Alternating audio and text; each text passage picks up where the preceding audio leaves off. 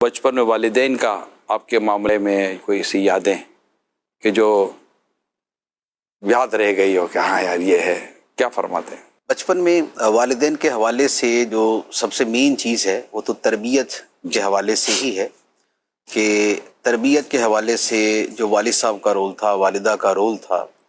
وہ ہمیشہ رہا اور بہت زیادہ رہا، اور اس تربیت کے جو اثرات ہیں وہ آج تک میں محسوس کرتا ہوں الحمدللہ۔ اور تربیت کے حوالے سے جو ہم ویسے کتابوں میں پڑھتے ہیں کہ تربیت جو ہے وہ بتانے کا نہیں بلکہ سکھانے، اور سکھانے کا مطلب بھی یہ کہ کروانے کا نام ہے۔ تو تربیت کا وہ جو معنی ہے وہ پریکٹیکلی جو ہے یوں کہہ لیں کہ بچپن ہی سے وہ سمجھ میں آ گیا تھا، یا اب جا کے سمجھ میں آ گیا کہ تربیت کسے کہتے ہیں۔ کیونکہ والد صاحب یہ کرتے تھے کہ جیسے وہ نماز کا صرف کہتے نہیں تھے،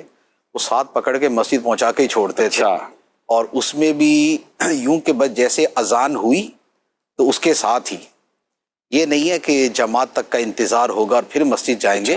بلکہ نماز کی عادت کا مطلب یہ ہے کہ بھی اذان ہوتے ساتھ ہی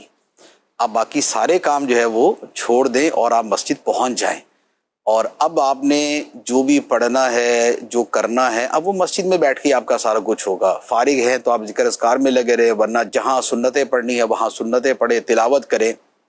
اسی طرح فجر کے بعد بھی جو ہے وہ مسجد میں ٹھہریں اور وہاں وقت گزاریں۔ اجتماع کا معاملہ تھا تو اجتماع میں جانے کا کہا نہیں بلکہ ساتھ لے کر گئے۔ تو یوں جتنے بھی کام ہوتے تھے وہ پریکٹیکلی کرواتے تھے، تو کروا کے اسی طرح گھر میں لباس پہننے کے اعتبار سے، صفائی کے اعتبار سے، کوئی چیز لینے دینے کے اعتبار سے، تو ہر شے کا پریکٹیکل ہی ہوتا تھا کہ بھئی دینا ہے تو اب دائیں ہاتھ سے ہی دینا ہوگا، ورنہ سامنے سے پکڑیں گے ہی نہیں، اور لینا ہوگا تو دائیں ہاتھ سے ہی پکڑنا ہوگا، ورنہ جو ہے نا وہ آگے نہیں بڑھائیں گے۔ اور اسی طرح صفائی کے اندر بھی جو ہے وہ اپنے کپڑوں کا اور اپنے بیٹھنے کی جگہ کا خیال کرنا۔ کتابیں گھر میں بہت ہوتی تھی کیونکہ والد صاحب کو پڑھنے کا بڑا شوق تھا، مطالعے کا شوق تھا،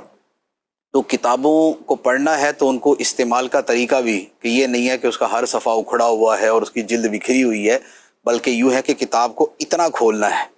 کہ جس سے اس کی جلد نہ پھٹے۔ اور تو یہ جو چیزیں تھیں یہ یوں ہے کہ جو کروا کر تربیت جو ہے وہ ہوئی، ایک تو وہ اس میں شامل تھی، اور دوسرے نمبر پر یہ تھا کہ بہت سی چیزیں پھر ایسی ہوتی ہیں کہ جو چھوٹے بڑوں کو دیکھ کر رہے ہوتے ہیں۔ تو یوں کہہ لیں کہ مجھے جو پڑھنے کا شوق تھا اور جو دینی رجحان تھا وہ زیادہ تر دیکھنے کی وجہ سے تھا کہ والد صاحب کو کتابوں کا اتنا شوق تھا کہ وہ خود تو جیسے ایک جگہ پہ ٹیچنگ کرتے تھے، تو بس میں جانا ہوتا تھا تو بس کے اندر بھی کتاب پڑھتے رہتے تھے، ٹرین میں جاتے تھے تو ٹرین میں کتاب پڑھتے رہتے تھے،